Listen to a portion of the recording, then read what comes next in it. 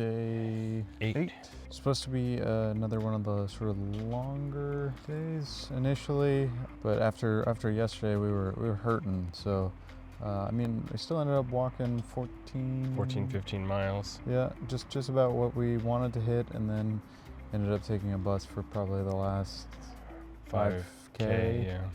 Yeah, so not too much by bus, but just enough. And even after getting off the bus, we had another 15-minute walk. And it's really driven by accommodations, right? And in this case, this was the first time we really had an issue. We had booked about 8 days out and thought we were staying at Pavilion Surf or something like that, only to learn that it was closed on Thursdays. And I think we booked that even before we left. Yeah, no, I had definitely emailed or put in for it before we left. Apparently our reservation got lost in the communication system, and then, so, it is what it is. We managed to find this place that we're at now, and it was you can see it's pretty much a score. Yeah. Right on the beach. We did not pay for the upgraded room, and yet we got the ocean view. Yeah, it's just a wonderful backdrop, and we got some great footage in there. Some good drone shots today too, huh? Yeah.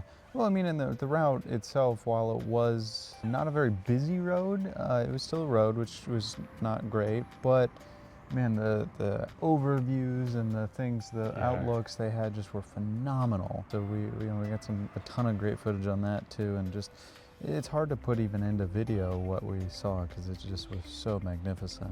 And I'm pretty sure my Apple Watch is lying to me. It said I went up one flight of stairs today, and God knows, we hiked over a mountain. It was at some point it was 9 and 10% slopes. Even the sign said so. So it wasn't like nothing. It wasn't nothing, and certainly a lot less than other days. But there's not a chance in hell that was only one flight. Yeah. Another interesting little tidbit was the place we stayed at last night had dinner but not breakfast. Right. So basically from this morning until tomorrow morning we are combini only.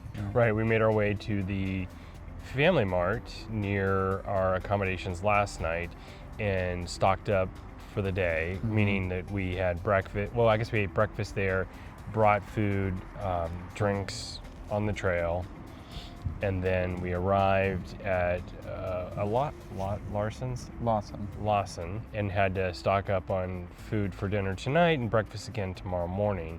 And we think we'll hit a town tomorrow around noon. Interestingly, I did the math. I think it was, how many yen? It was about $23 or $24 for the 4 meals. So roughly $6 US to eat, and it's not like we're eating lightly. We're getting good meals, lots of coffee. Yeah, I mean, I'm sure it's not the most nutritious thing in the world, but that being said, I've got like fruit and veggie smoothies and like coffee, and I got canned peaches and canned pineapple. We're not eating unhealthily, and it's still relatively inexpensive, which has been nice. We're doing a check-in for day 9. We had missed it yesterday, and we'll kind of get into that a little later, but first topic, we can talk about the route, we could talk about your other things that you had in mind. Yeah, I know that the last couple of days have been sunny, nice, breeze has been gentle. We're pretty much walking in our t-shirts and vests, up behind us. But I would say, so we're covering days 9 and 10, but the days leading up to 9 and 10 were a real battle in terms of trying to regulate our heat. I mean, we had snow, we've had rain, we've had 40 mile per hour winds that just cut through you. I remember one morning we left, and it was like 35 degrees out, but with the wind chill it was like 20. So it was really tough. I mean, we had all of our clothes on at some points. We would then have to peel off layers. You'll be hiking up a hill and you'll be just burning up and needing to take off layers. I'll tell you, the one piece of clothing that I think is a game changer has been our beanies, frankly.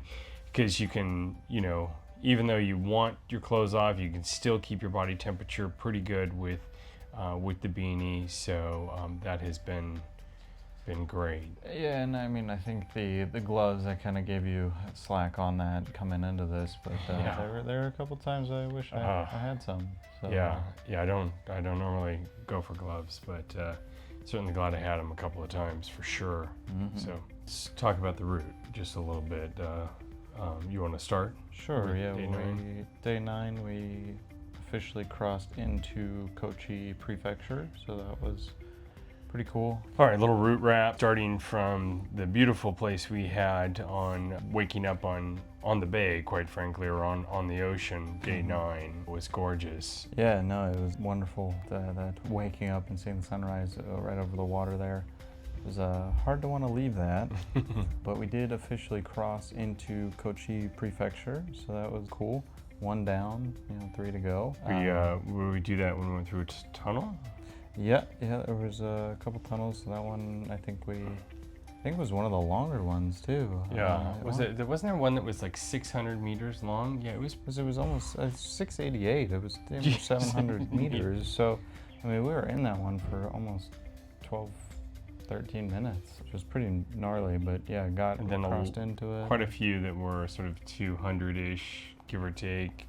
So. But a lot of it was, along sort of either the ocean right to our left, or the smaller towns that had like little canals and like waterways through them, and it was very beautiful. So it was hard to complain, although it was a lot of road walking. So I know we've been trying to do these check-ins nightly. Why don't we talk a little bit about why we didn't check in last night? It's sort of a good and bad story. Yeah, I mean, it was a whole mess of different things. So initially, the place we were staying, we weren't sure was going to have dinner. So, okay, we need to find a supermarket and then grab food for dinner, no problem. Well, I think also we had booked that hotel. Ken from Temple One, or the place we stayed at Temple One, he booked it for us. And I messed something up because it would have been a 40 km day had we walked all the way to that location. So after we went to the grocery store, we grabbed the bus for 10 kilometers or something. Yeah, which was actually super nice because the bus driver, he kind of was like, oh, 2 white dudes? All right, where are you going? And I was like, Lodge Ozaki or Ozeki. And he was like, oh, okay, I got you. And I like look on the map and I was like, oh, we've like blown past it. And he like stops. He's like, all right, go. And he's like, it's literally across the street. Like just dropped us off at the lodge. Yeah, missed the stop just to drop us off, which was super nice. Super nice. But yeah, we crossed the street. We, walk in and the poor woman's eyes were like so big. She's like, more pilgrims? What the hell? Yeah, you could just, check-in onegaishimasu, and she's like, huh? Not here, not tonight. Ain't gonna happen. So it turns out Ken, bless his heart, had booked us for the last Thursday, the 16th or something, and we were like the 21st we're trying to check in or something like that. So completely blew the date. But my God, that woman was so sweet. We offered to, of course, pay for the missed reservation. She said she filled up the room, so don't worry about that. She then calls a friend who just opened a guest house. I don't know, that was super special. Do you want to touch on that? Yeah, well, and then she, the other gal had come and picked us up from that guest house, which was, again, I think it was about a 45-minute walk if we would have had to walk back, and it would have been in the wrong direction. So she came, picked us up, and she, had literally been open for 2 days. We were her second night's worth of Penrose. But yeah, very, very nice woman, and the accommodations were super nice. She ran us a bath, and we rented the yukata equivalents, the pajamas. Laundry was free because she had just opened, apparently. Didn't know she should charge. Yeah. But yeah, and then what the best part, right, is, so this whole fiasco, we'd gotten to the first place late, and then by the time she picked us up, drove us back, did our best, do all this stuff, it was getting pretty late, and she didn't serve food, so we're like, okay, we'll walk down the street we could have heated up our noodles and tuna, but decided to walk down the street to the restaurant, and like literally she calls down there to her girlfriend and sends us down with fresh fish. Then the restaurateur lady takes the fish, prepares us a meal. It's crazy. It was so good. Yeah, well, and it was, she's like, oh, I'll call ahead and, let her know that I'm doing this. And I just, think about trying to take raw fish into a restaurant in the States and how that'd work. Not at all.